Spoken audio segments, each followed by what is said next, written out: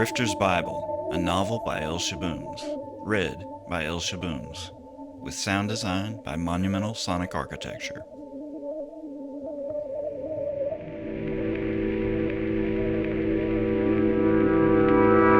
Chapter 11, The Boom. Y'all like iced tea? Mary made a 90-degree left off the curb on Commerce and tore ass across 3 lanes of traffic onto northbound Walton. Dwayne, baby, reach back in that cooler behind you and get it out for me. Then she cut off both directions of oncoming traffic, making her left turn onto westbound Main. She burned rubber down the block like an angel trying out new wings. Dwayne produced a sweating plastic jug filled with a head of boozy-looking suds floating over deep dark brown syrup. Mary nodded over her shoulder and Dwayne passed the tea back to Seth. Then that animal took it and popped the red cap off with his thumb. I was already grossed out. Seth put his big lips all over the jug and guzzled it down to halfway gone before he took a honking breath and held it out to me without looking. I took it and wiped off the lip of the spout with the tip of my dirty t-shirt. Then I chugged a good slug because we'd been working without a break and I really was pretty thirsty. It was iced tea just like Nanny used to make. There had to be a whole bag of cane sugar floating around in that cold, candied dishwater. It left a dank film on the inside of my mouth after I swallowed. The cavities in my sweet tooth cried out in horror. I had a headache. I passed the virgin hooch forward. I was practically in tears. Dwayne took his turn and then gave it over to Mary. She took a monster honk and finished off the last of the jug.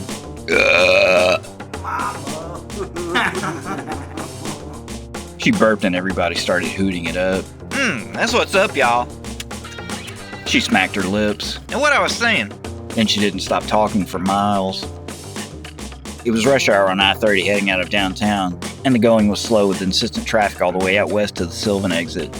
Mary swallowed up the time, proving that she was full of nuts and bolts details, like where to buy rolls of paper tickets and how to handle pre-sales without overselling an event. She told me where to find layouts for a program. Then she hit us with an endless, breathless list of Bible verses and contemporary devotional artwork that we should include in the program. I piped up and said, Program for what? All 3 of them looked at me like I just farted in the closed van.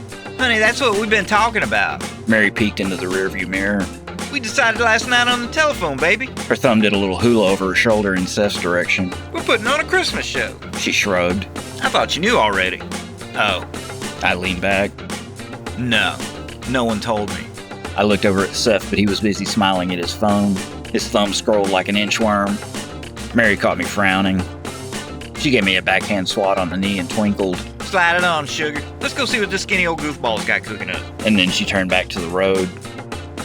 She cracked herself up with her memories of velvet tea, and then cackled all the way to the theater. Dwayne giggled while she parked. Seth snorted and closed his phone when Dwayne opened the sliding side door for him.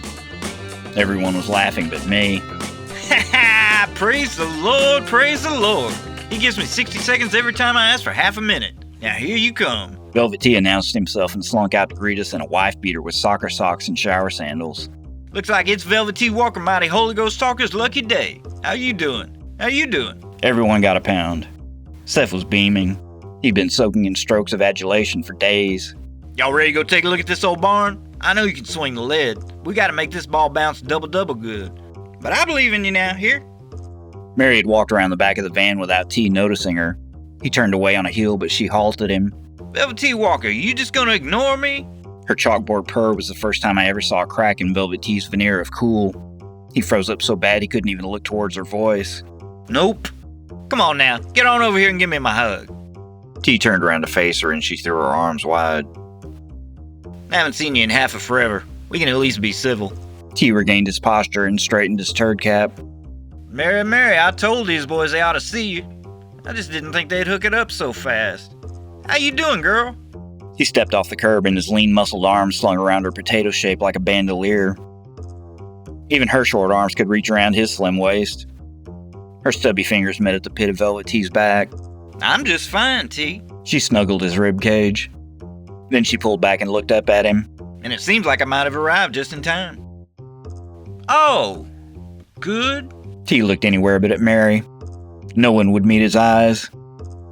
When he couldn't look away any further, T mumbled down his chest. How do you mean? Then he backed away like he dropped a vial of nitro into a natural gas well. Mary bulldozed right into whatever she felt like bringing up and said, Well, I hear you've been talking to my preacher about some no payment up front horse mess for this work he's here to do for you. She put her hands up high on her hips and waited for an answer. T's pink palms went out like he thought he could push back time. Now. No, it ain't anything like that at all. I told you boys I'd deal square. I'm a fair man. You know that. Mary scolded T. You're about as fair as a fart in church. So don't think I can't sniff out this little deal you're cooking up for yourself. I bet there's gonna be something that comes between you and paying Brother Joe his due. How much you want to wager you're gonna need time, and more time? What's the spread? How long's the waiting gonna be this time? Hold on now, girl. What are we talking about here? T gave a step back. That index finger of Mary's shot like a rocket into the space between their two faces. I stepped around the van door for a better view of the feud. Don't you even think about playing like you don't know what I'm talking about, Rattlesnake. You still owe me $2,000 in back pay for all the work I did for you back when Dwayne's daddy passed. And how long ago has that been? T backed up to the curb. Mary kept coming. You ought to be ashamed of yourself. How could you go writing a widow checks that bounced every time I tried to buy that boy his groceries? Now, I'd never let Dwayne starve. You know Dee's like my own. T was on the ropes. You know he ain't never missed a meal growing up if I could help it. Mary lost her shit. Don't you even think of taking that credit. I raised and fed that boy no matter what you put me through. I took care of my boy, despite you. And now I'm going to take care of my church. Mary's nose motioned towards Seth. All right, so what are we talking about? T hominid. I don't know what you're talking about, Sidewinder, but I'm talking about getting paid. You're at least giving Brother Joseph a deposit on his work before we ever step foot in the door of that hall. Mary's shoulders sunk into softness. I won't make you sign a service agreement if you give it up in cash. Now. Mary's head fell back and both chins rose up high. T's golden fingers wiggled like anemones. But that's what I explained to the brothers when we first talked about this here show. I can't let a dime go until I hear back on my flood insurance, or until I start earning off of this DVD, whichever comes first. I can give you something after we cash out the box office, but I got nothing but prayers and good Samaritans to see me through until then. Mary spoke back flatly. Your sister said a certified check showed up at the house the other day. T looked ashen at a dead stop. Teeny's got a big mouth, he murmured. She's just telling the God's honest truth to a family friend is all. Now give up those zeros. How many did they write on that check? I hear 4, 5. It wasn't nowhere near that much. Besides, that's for rebuilding my church. I can't just do as I please with that check. Where are my people supposed to meet if I don't give them a proper tabernacle? If you don't come up with something for Brother Joe right now, then I'm going to stand out here all next Wednesday and tell every last one of your ticket holders how you cheat Christian widows and children, and where Brother Joseph's got his shop set up. Okay, but I ain't got nothing on me right this instant. T protested and even turned his pockets out. There was nothing but keys, plastic, and breath mints. I see that ATM card. Mary looked over at me. How much can you get out of the money machine at 24/7? $300 is the max in 24 hours. I blurted. Mary turned back to T and said, There's a 24/7 back the way we came, not a couple of blocks. You want us to wait while you go, or do you want to ride? I ought to make Teeny go. T pouted and even crossed his arms. However you want it, but either way, you better make it quick. I got plenty of other business I could be doing. Mary declared T's doom. I sat on the floor in the back of the van as we drove all over Hell's Half Acre looking for the 24/7 that Mary swore she had seen on the way over. We finally found one, and T sheepishly went in by himself to get the money. Mary had found a location that was just beyond walking distance from the theater, and she wouldn't let Velvet T back in the van until he handed over the $300. T was silent and butthurt the whole way back. The magic continued as she pecked at him for the rest of the evening. There was a deep trench of tension between Mary and T, like when an asteroid scratches a smoking scar across a field, leaving potent nutrients in the soil that make things grow in strange ways. I got to watch her heckling T from the front of the stage as he did cold runs through the various numbers for his show while Seth checked the cabinets scattered throughout the room. Mary watched the whole sound check with her breast spilling over onto the foot of the stage and her arms spread out between T's foot monitors. It wasn't even a serious rehearsal, but she still bitched him out for froggy notes and poor breath control like she was training him for Madison Square Garden. She'd pound her fist on the boards like a metronome if he was getting off beat. She was more than happy to be right there within earshot to yell out any lyrics that he flubbed. T was somewhat hamstrung by his role as a holy man, and he could only ever come back at Mary with nothing more potent than, Stop picking, girl. I'm up here doing my best. Seth finished the sound check and Mary drove us back home. Bright and early the next morning, the church surged into life like a muscle touched by a prod. Billy Goat drove me to the office supply warehouse on Tuesday, and we blew Velvet T's $300 on spindles of blank CDs, ink cartridges, and blank die-cut jackets. Mary made me type out all of the lyrics to every song in our repertoire, and then she showed Lester and Sarah how to print the pages for the hymnals. The entire street team rallied, folding thousands of 8.5 by 11 pages in half, and then stapling them down the spines to make pamphlets. Mary declared that we would charge $5 a pop at the door for each hymnal. Above all the humdrum, Seth began scouring the mixes that he'd recorded from our last show. He distilled a 2-hour performance down to a handful of highlights. He's a Mighty Good Leader would be the opening track. Seth began knitting together some choice bits of sermon and layered an arsenal of clips of him and the hoopla from the gobsmacked crowd into a rough collage of sound. Mary put half of our people to work on the sanctuary walls. Then she taught the rest of the crew how to work her CD duplicators. Lester and Sarah hunkered down printing covers, posters, and flyers. Anybody else was ordered to help Mary unload her griddles and irons from the van. She spent the hour before she had to leave for work every day showing the girls how to measure, mix, and brown. The church's breakfast menu took shape. Fat and Dwayne came by and burned a night or two re-recording solos, editing out flubs, and doing overdubs for the music tracks in the mix. The walls were repainted by midweek and the sanctuary looked like the inside of an eggshell. It smelled like a diner from all of the cooking going on. The street team went back to the streets, pasting up posters and handing out flyers for our Christmas pageant. Mary got ready to leave on Saturday night and she told Seth, I'm giving the Right Reverend my notice tomorrow after service. I'm going to listen to him preach one last time, and then I'll never walk on his side of the street ever again. She screwed her lips up and stopped talking. She sniffed and then apologized. Don't think less of me for missing the show. I don't want to, but this is just how I was raised to do. And God knows that's how I roll. Seth didn't like it, but he didn't tell Mary that. Even in Mary's absence, Dwayne's old school friends showed up in droves on Sunday morning. They mixed with Mary's neighbors and her former students from the Right Reverend Randall Roberts Sunday school classes. The new faces were different from our other sheep. These folks were high-toned, but modest. Dwayne explained that the sudden influx were descendants of the freedmen that had created Deep Ellum in the first place. They maintained the old guard Christianity that their ancestors had carried out of the fields like bales on their shoulders. Their faith was no joke, and it was nothing to be played with. And I realized from the way that they talked to Dwayne that they were only there because Mary had made them a promise. She had guaranteed re-inspiration of the heart, reinvigoration of the spirit, and re-immersion in the river of soul. Her word of mouth was enough to get folks to venture outside of their cocoons and to flutter into fields of the unknown. The pews were full. The Holy Presence crossed its event horizon, and the hagiographic barriers and the parietal lobes of the flock were thrown down. The sheep were consumed with connection to the all, beautiful, real, huge. When Seth announced our Christmas show, the sheep rushed the stage like traders at morning bell. Ticket sales were brisk. The flock were in a lather when the CDs went on sale. Our first run wasn't nearly enough for a crowd that size. Billy Goat had to stalk around up front just to cool everyone out. The show ended and Seth was the man. The street team set up a picket at the entrance to collect tithes from the saved on their way out the door. Fat brought the sound system down. I collected the cash box from Dwayne after he sold out of tickets to the Christmas show. The CDs were gone in no time flat. Instant collector's item. I left Seth autographing hymnals and CDs. I did the books upstairs while Billy Goat made sure no one hassled me.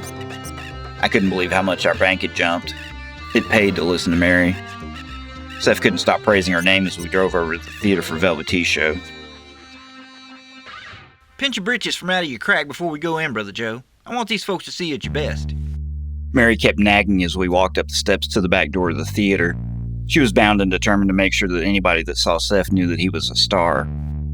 And when they asked Mary who he was, she was going to tell them he was their new preacher. And in case that didn't raise our eyebrows, she made me wear an oversized sweater so I could smuggle in a raft of bright green flyers to pass out to T's patrons on the sly.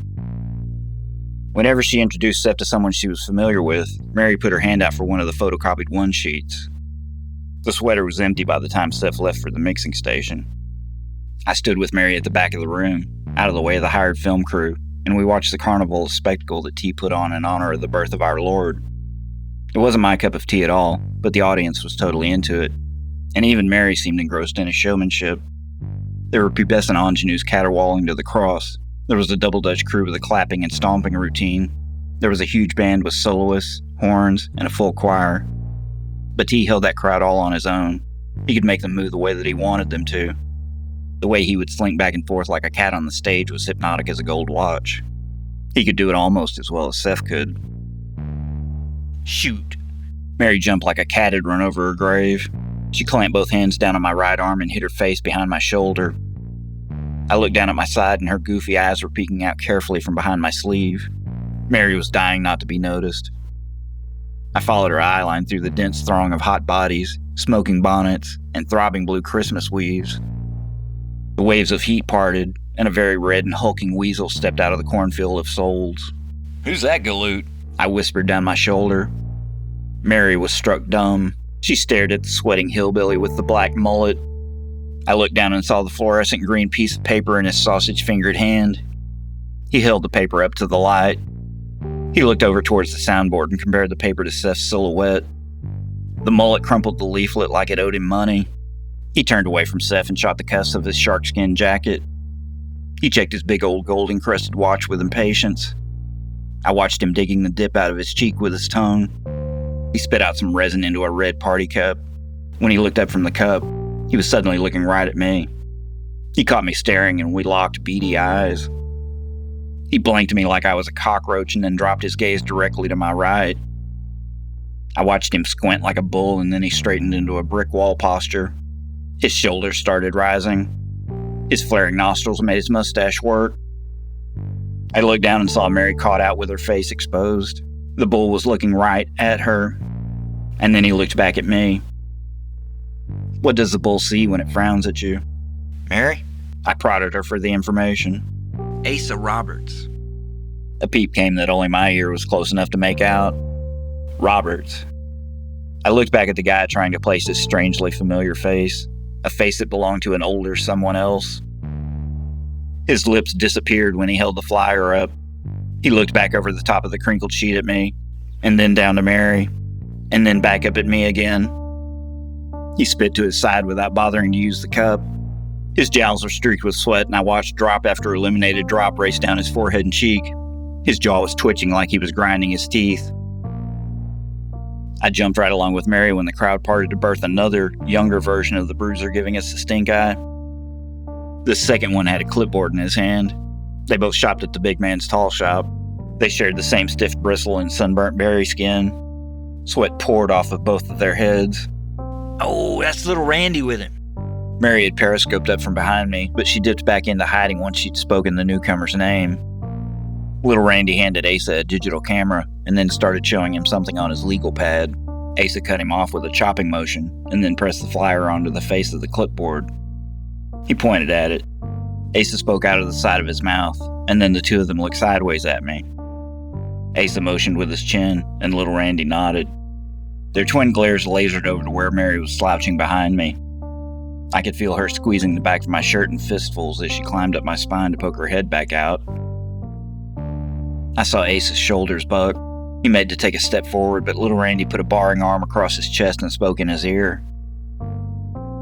For a loaded second, I thought Asa might charge forward anyway, but he just stopped and sneered. He waited a beat and then spit out another wad of black juice in our general direction. Asa yanked his arm back from little Randy and straightened the jacket on his seething shoulders. Randy put his arm down and the two of them turned to make for the exit. They never took their coyote eyes off of us as they left through the door. They gone? Mary trembled as if the avenging angels had just passed by her door. Yeah, they're gone. My stomach did a triple Lindy. Mary stepped out from behind me like a kid checking for monsters leaking out of the closet at bedtime. But who are they? Mary sniffed. Well, that's the Right Reverend's boys. Ace is the firstborn, and Randall is the Right Reverend's youngest. Maybe they were here hunting up talent for the Reverend. They might have been sniffing that little girl that T opened the show with. Mary relaxed down a couple PSI. I like her. She's got the makings of the gift. Mary invested herself whole hog in this theory. She'll make a wave or two in this pond, and I bet you the Reverend is looking to bring her on board for this coming year's livestock. I only knew the Right Reverend Randall Roberts from having to sit through the last 10 minutes of his pre-dawn prayer show before Slam Bang Theater came on at 6 o'clock on Channel 11. Nanny used to call him a schmagegi. She told me to plug up my ears whenever he was talking. She didn't want his glib, monotone spiel polluting my 6-year-old brain. But I didn't want to know about Deuteronomy in the first place. I was just trying to watch as much of the Three Stooges as I could before we left for school. Why did they spook you like that? I wanted to know what Mary knew. She stared at the door until it finished swinging closed on its pneumatic hinge. When it shut to, she said, I guess it didn't go as well as I thought it would when I told the Reverend I'd found a new church. I've been with that man a long time, Brother Franken. I did a lot of work for him in this church, just like I did for T. I guess I should be flattered that he put up a fuss like he did when he found out I was leaving. Fuss? I cinched up. What did he do? She sighed and waved it off. The Reverend is losing his strength in the community. He can't pull crowds on his own like he used to. Her flat hand fished up through the air. And with this recession that's hitting, most people can't afford to go see one of these big showcase tours like he puts on it anyway. He's been losing money for the whole time I've dealt with him. That man's always been mean and spiteful. These lean times just made him bitter. Mary looked up at me with disappointment on her face. You remember Dwayne lost his job? Of course. She glazed and slouched. Well, the Reverend giveth, and the Reverend taketh away. Mary sounded hollow. He's the one who got Dwayne that job down at the bank. Mary looked up and shook her head. She slapped her thigh, ready to spit. I mean, just because the boy found another church, he has to go get him fired from his job? In the middle of this economy? What kind of Christian's gonna go do like that now? She was throttling a wad of tissue in her 2 pink-nailed hands. Chewing on her lip, she tissed herself. I'm sorry. I know it ain't Christian, but he got me riled when he talked to me like he did on Sunday. He was dragging me down, talking Dwayne down, calling my faith into question. Mary got her bullfrog neck working. His 2 boys hadn't let their shadow darken the door of a Sunday service in over 6 years, and he's gonna talk to me about Dwayne straying from the path? She leaned in close and I tipped my ear to her. Plus, I heard plenty of rumors about them boys of his getting rough with folks on tour. They got girl trouble in spades. Who knows what all else? I know they bullied Dwayne back in school. And as far as bullies go, you know what they say about apples in their tree. I don't cotton to gossip, so I'll leave it at that. But you better believe the good Lord is taking note of whatever the Right Reverend and his boys are up to while they're going around calling themselves Christian. The Reverend's just lucky he's got no truck down at St. Stephen's. He even thinks of trying to nudge me out of my job, and we'll be having speaking words. Mary was all wound up in the back of the room. You really think the Reverend would do that? I'd heard some stories back in the 80s. I mean, is he cold-blooded like that? I want to believe he's above it, but I won't lie to you. When I told him it was over, he turned beet red and started yelling like to wake the dead. Huffing, puffing, putting on like they crucified my Lord. I looked down when she paused for a beat, and there was a tiny little grin that broke the corner of her mouth. Mary shook her head with some sass. I told him about my new church. She stood up straight. I told old dude to get ready because I won't be the last one to leave his congregation once the word gets out about Brother Joseph. She snorted. How could they not? Mary looked down at her pink kitten watch. Speaking of, she backhanded me in the bread basket. It's about time for T to go into his last number. Run out to the van and bring me some more flyers. Oh. I thought of the bulls and I knew they would be waiting in the parking lot. I was spielkissed for Mary's undertone of dread, but they had gone out the front way, so maybe I was okay. Besides, I couldn't think of any excuses not to go out back that didn't make me sound like a sissy. Absolutely. I shrugged. I went behind the stage to an auxiliary hallway that was drenched in translucent red shadows from a bank of Dr. machines. I made my way through the half illumination to the exit door. I stuck my face up to the window and looked around for shadows and phantoms beneath the green and white floodlighting in the parking lot. My head was on a swivel. The door hinges cried out so everyone would know I was there, but there was no sign of thugs, so I had no excuse. I made it by the moonlight to the back of Mary's van. I squinted at her keyring to find the right one. The rear door swung open and I leaned in to try and reach where the box of flyers had slid to earlier. My fingertips could barely reach the lip, and I had to put a knee up into the van to cover the last half inch of distance. My other foot left the ground for a second. Then I heard the back door of the theater slamming open on those squeaking hinges. I looked forward through the front windshield. A box truck was parked for loadout at the dock and it obscured my view. I held my breath and waited for any sign of large shadows coming from that way, but none ever did. I waited a good 30 seconds without moving and then slowly started easing my way back out of the van. I tugged the box of flyers back towards the door as I went. I felt better with both feet flat on the ground. I grabbed the last sheaf of leaflets and put my hand on the door. When I turned around, there was a tall shape like a black and barren tree leaning over where I stood at the back of the van. Oh, man, what? I sputtered, scared almost half to death. Easy, youngin'. Giggled the shape as it stepped forward into the dome light's radius. It was just some guy in a Cosby sweater with a smile on his face. Mary sent me out here. You're with that new church of hers, right? Yeah. My heart was still racing, and I could barely speak, even as relieved as I was. Well, pleased to meet you, brother, and Merry Christmas. We shook hands and my pulse throttled back down a few BPMs enough for me to introduce myself. Pleasure. He said. But me and the wife are trying to beat the traffic out of here tonight, so we're heading out before the end of the show. Mary told me to get the address for your church before we head on. Oh, sure. I handed him the top sheet from the stack. Merry Christmas, brother. He smiled and then stepped away. I felt stupid for having been scared and snorted a little at myself. I turned around and closed the other door at the back of the van. It shut with a thud and I pulled on the handle to make sure the lock had engaged. When I turned around from the van, the two large shadows that I'd feared were standing there looming in heavy silence. Jesus. I jumped out of my skin. The Roberts boys just stared. I looked to my right, but the old man was gone. I didn't want to make a break for it and look like an asshole if they were just there to talk. They'd never done anything to me before, and I only knew of Mary's bit of hearsay as far as Asa and little Randy's reputations were concerned. Merry Christmas. I threw out some line. You guys want a flyer? I watched it glimmer. For 5 silent seconds, I waited for them to ease up and take the bait. I waited a few more seconds to see if they'd start shooting lasers out of their eyes. Then little Randy turned his clipboard around and showed me the wrinkled flyer that Asa had wadded up earlier. Nah, we're straight. I think we got all we need. Evening, bub. Little Randy turned to go and put his arm out to Asa so that he'd do the same. Asa just stood there and looked at me like I was a roach in his oatmeal. I expected steam to start shooting out of his ears at any moment. Come on now, leave it be. Little Randy spoke to Asa. Asa's mouth worked around and he chewed and chewed. The bulge between his cheek and gum seemed to expand. Finally, he stopped and pursed his lips.